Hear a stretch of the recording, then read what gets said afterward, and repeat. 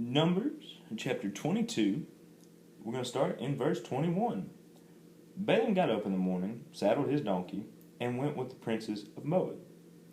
But God was very angry when he went, and the angel of the Lord stood in the road and opposed him. Balaam was riding on his donkey, and his 2 servants were with him.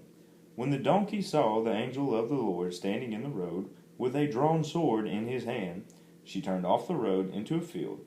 Balaam beat her to get her back on the road. Then the angel of the Lord stood in a narrow path between 2 vineyards with walls on both sides. When the donkey saw the angel of the Lord, she pressed close to the wall, crushing Balaam's foot against it.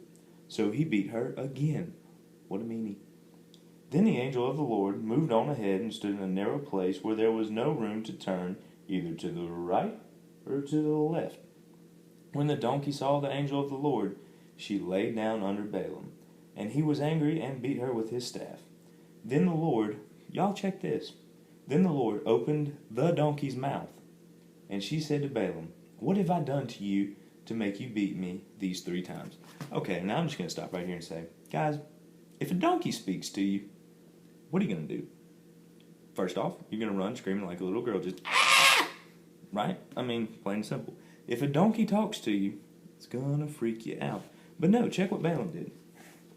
Balaam answered the donkey. "You have made a fool of me. If I had a sword in my hand, I would kill you right now." That's smart. Let's just throw it in the donkey that just spoke. I mean, if he spoke, the donkey could probably take you. I'm just saying. But anyway, the donkey said to Balaam, now y'all check this. "Am I not your own donkey, which you have always ridden to this day? Have I been in the habit of doing this to you?" And Balaam calmly said, "No."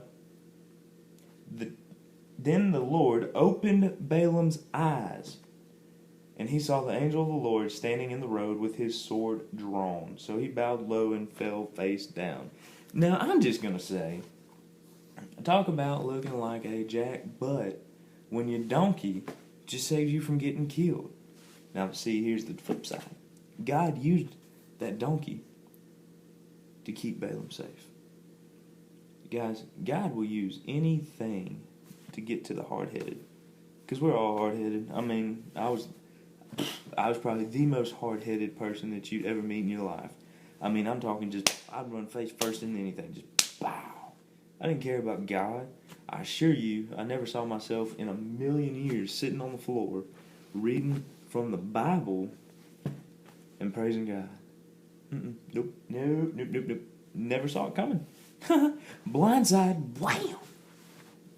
But y'all, just say, God uses anything, okay, to speak to us, so that we'll listen and that our eyes will be open.